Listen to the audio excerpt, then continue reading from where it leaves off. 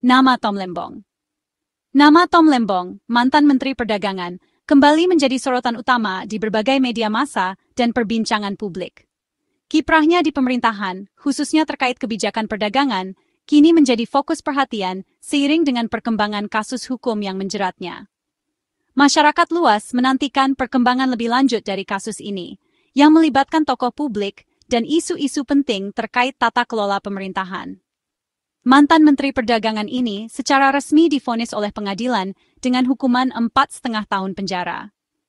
Vonis ini menjadi titik kulminasi dari serangkaian persidangan yang panjang dan melelahkan, di mana berbagai bukti dan saksi telah dihadirkan.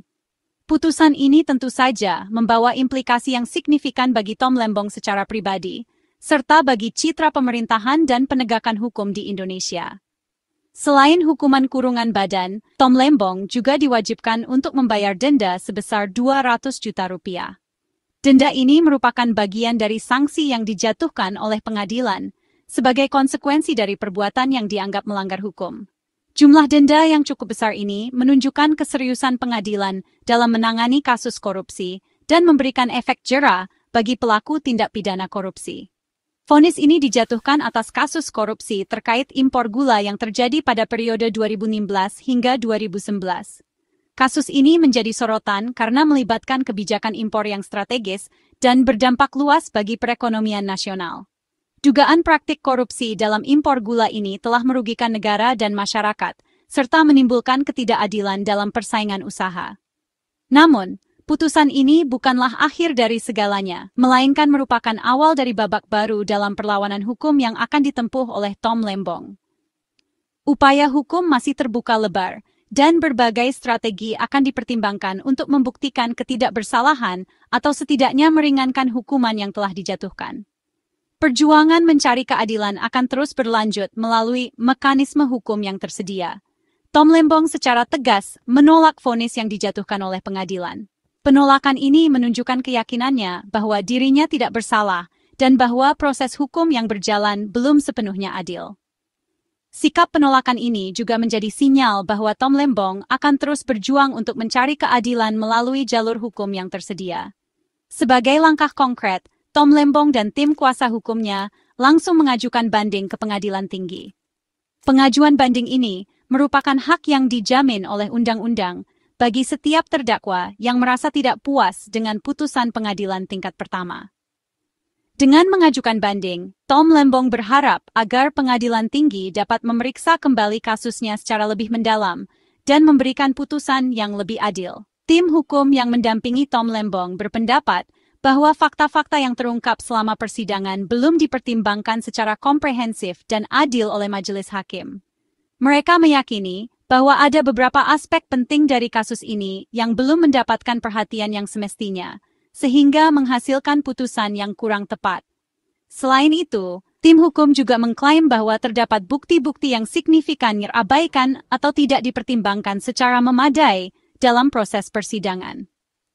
Bukti-bukti ini, menurut mereka, dapat memberikan gambaran yang lebih jelas dan akurat mengenai duduk perkara yang sebenarnya, serta dapat mempengaruhi putusan yang akan dijatuhkan. Perlu diingat bahwa pengajuan banding adalah hak konstitusional yang dimiliki oleh setiap terdakwa dalam sistem peradilan di Indonesia. Hak ini memberikan kesempatan bagi terdakwa untuk mengajukan keberatan terhadap putusan pengadilan tingkat pertama dan meminta agar kasusnya diperiksa kembali oleh pengadilan yang lebih tinggi. Hak banding ini sangat penting untuk memastikan bahwa setiap orang yang menghadapi proses hukum memiliki kesempatan yang sama untuk mendapatkan keadilan dan perlakuan yang adil di mata hukum. Melalui proses banding, diharapkan dapat terwujud putusan yang lebih objektif dan sesuai dengan fakta-fakta yang sebenarnya. Kasus ini berpusat pada polemik kebijakan impor gula yang diterapkan pada periode tahun 2015 hingga 2019. Kebijakan ini menjadi kontroversi karena dianggap memiliki dampak yang signifikan terhadap industri gula dalam negeri dan perekonomian nasional secara keseluruhan. Dalam kasus ini, Tom Lembong dianggap telah menyalahgunakan wewenangnya sebagai Menteri Perdagangan dalam menetapkan kebijakan impor gula tersebut, sehingga mengakibatkan kerugian bagi negara dan menguntungkan pihak-pihak tertentu yang terlibat dalam praktik impor ilegal. Jaksa penuntut umum dalam persidangan menuding bahwa kebijakan yang diambil oleh Tom Lembong selaku Menteri Perdagangan pada saat itu telah melanggar ketentuan hukum yang berlaku dan menimbulkan dampak negatif bagi perekonomian negara. Lebih lanjut, jaksa menuding bahwa kebijakan tersebut telah memberikan keuntungan yang tidak sah kepada pihak-pihak tertentu yang terlibat dalam impor gula, serta menyebabkan kerugian finansial yang signifikan bagi negara akibat praktik korupsi dan manipulasi dalam proses impor. Dengan dijatuhkannya vonis ini, maka kasus Tom Lembong memasuki babak baru dalam perjalanan panjang proses hukum yang masih akan terus berlanjut. Vonis ini bukanlah akhir dari segalanya, melainkan merupakan titik awal dari upaya hukum selanjutnya yang akan ditempuh oleh Tom Lembong dan tim kuasa hukumnya. Kini perhatian publik tertuju pada bagaimana argumen-argumen yang akan diajukan dalam proses banding akan diuji dan dipertimbangkan oleh Majelis Hakim Pengadilan Tinggi. Masyarakat menantikan perkembangan selanjutnya dari kasus ini dengan penuh antusiasme. Proses banding akan melibat hakim-hakim yang berbeda dengan hakim yang memutus di pengadilan tingkat pertama.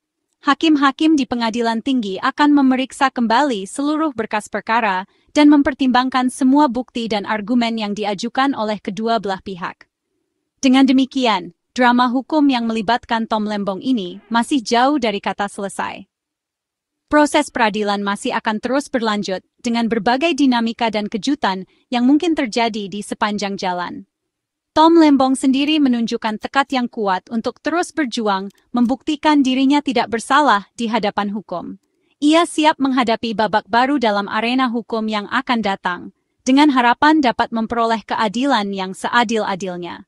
Dasar banding Tom Lembong, atau alasan utama mengapa tim pembela memutuskan untuk mengajukan banding atas vonis yang dijatuhkan, terletak pada beberapa poin krusial yang mereka yakini tidak dipertimbangkan secara adil oleh pengadilan sebelumnya. Mereka melihat adanya ketidaksesuaian dalam penerapan hukum dan interpretasi fakta yang memberatkan klien mereka. Kebijakan impor gula yang menjadi dasar dakwaan, menurut tim pembela, adalah diskresi pejabat yang memiliki wewenang untuk mengambil keputusan demi kepentingan yang lebih luas, bukan merupakan tindak pidana korupsi seperti yang dituduhkan. Diskresi ini, dalam pandangan mereka, adalah bagian dari mekanisme pengambilan keputusan dalam pemerintahan. Tim hukumnya menegaskan bahwa seluruh proses pengambilan keputusan terkait impor gula telah dilakukan sesuai dengan prosedur yang berlaku dan dengan itikat baik. Mereka berpendapat bahwa tidak ada bukti yang menunjukkan adanya penyalahgunaan wewenang atau pelanggaran hukum dalam proses tersebut. Keputusan impor gula diambil semata-mata demi stabilitas harga dan pasokan gula di pasar domestik, sebuah langkah yang dianggap penting untuk menjaga daya beli masyarakat dan mencegah terjadinya gejolak ekonomi. Tujuan utama dari kebijakan ini adalah untuk kepentingan publik, bukan untuk memperkaya diri sendiri atau pihak lain. Tidak ada bukti yang menunjukkan adanya aliran dana yang mengarah ke Tom Lembong secara pribadi atau ke pihak-pihak yang terkait dengannya. Semua transaksi keuangan yang terkait dengan kebijakan impor gula telah diperiksa secara seksama, dan tidak ditemukan adanya indikasi korupsi atau suap. Lebih lanjut, unsur niat jahat atau mens rea, yang merupakan salah satu syarat penting dalam tindak pidana korupsi, tidak terbukti dalam kasus ini. Tim pembela berpendapat bahwa Tom Lembong tidak memiliki niat untuk melakukan korupsi atau merugikan negara dalam pengambilan keputusan terkait impor gula. Mereka juga menyoroti keterangan ahli yang diajukan oleh pihak pembela, yang sayangnya diabaikan oleh hakim dalam pertimbangannya.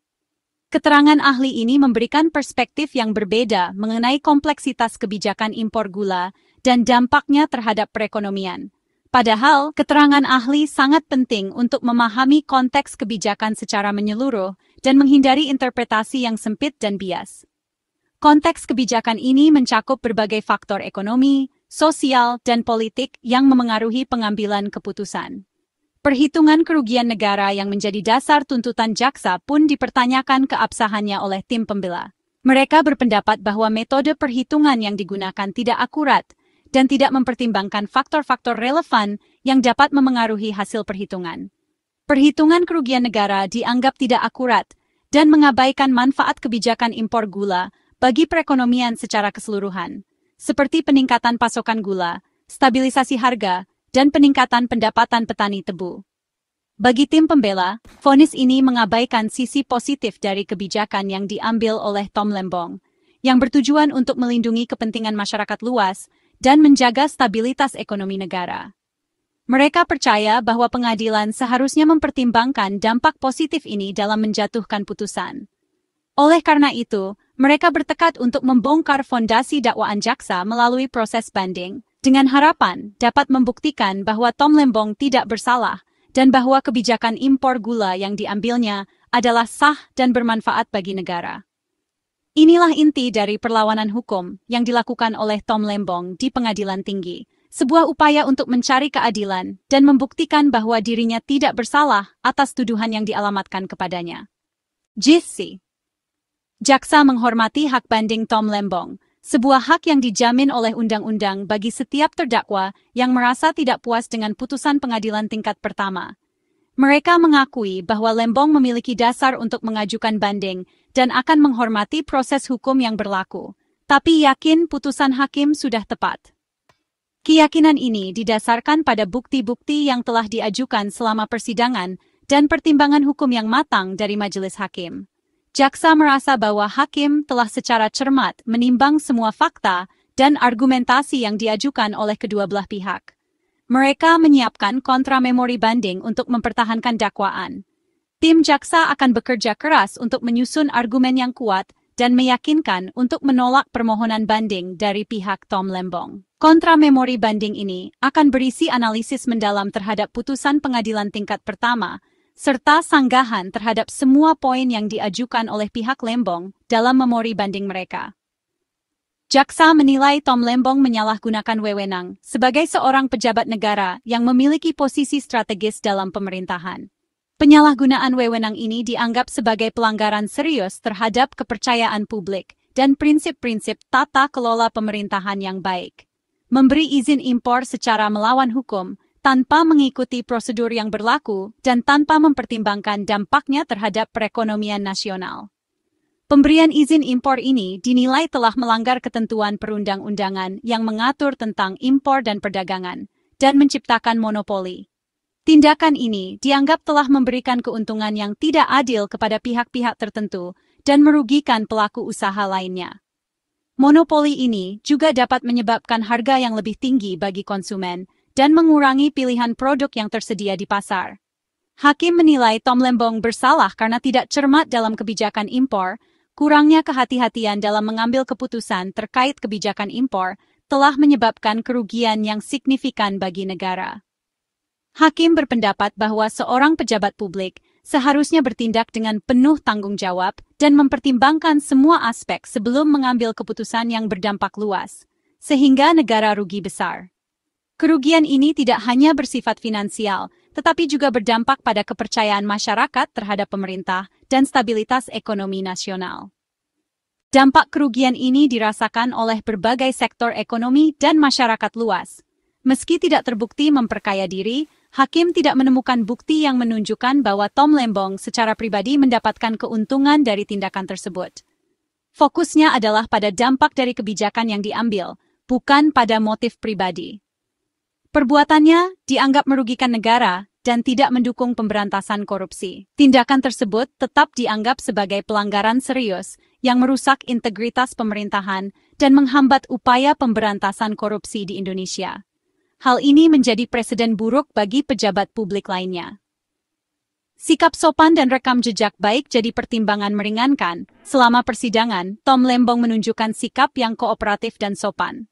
Selain itu, rekam jejaknya yang baik dalam karier profesionalnya juga menjadi faktor yang dipertimbangkan oleh hakim, tapi tidak menghapus vonis. Meskipun demikian, faktor-faktor tersebut tidak cukup untuk menghapus kesalahan yang telah dilakukan, dan vonis tetap dijatuhkan sebagai bentuk pertanggungjawaban atas perbuatannya. Inilah alasan vonis penjara dijatuhkan, meski tanpa uang pengganti. Pengadilan memutuskan bahwa hukuman penjara adalah hukuman yang paling tepat untuk memberikan efek jera dan menegakkan keadilan, meskipun tidak ada tuntutan uang pengganti karena tidak ada bukti memperkaya diri. Jaksa dan hakim sama-sama menegaskan bahwa kasus ini bukan sekadar kesalahan administratif atau kelalaian biasa. Mereka memiliki pandangan yang sama mengenai beratnya pelanggaran yang telah dilakukan. Kasus ini bukan sekadar kebijakan keliru, tapi pelanggaran hukum. Ada unsur kesengajaan atau kelalaian yang sangat berat yang mengakibatkan kerugian bagi negara. Ini bukan hanya masalah administrasi, tetapi masalah penegakan hukum. Proses banding akan menguji ulang semua argumen ini. Pengadilan tinggi akan memiliki kesempatan untuk meninjau kembali semua bukti dan argumentasi yang telah diajukan di pengadilan tingkat pertama, serta mempertimbangkan argumentasi baru yang mungkin diajukan oleh pihak Tom Lembong. Putusan banding akan menjadi penentu akhir dari kasus ini, kecuali jika ada upaya hukum lebih lanjut. Status hukum Tom Lembong kini di tahap banding. Artinya vonis belum inkrah dan belum bisa dieksekusi. Proses banding memberi ruang bagi kedua pihak untuk adu argumen di pengadilan lebih tinggi. Ini bagian dari hak terdakwa yang dijamin undang-undang.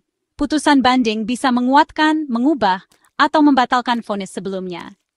Jika belum puas, masih ada jalur kasasi dan peninjauan kembali. Kasus ini jadi pengingat membedakan kebijakan salah dan pidana korupsi tidak mudah. Publik menanti proses transparan dan putusan yang adil. Perjalanan hukum Tom Lembong masih panjang, dan babak berikutnya segera dimulai.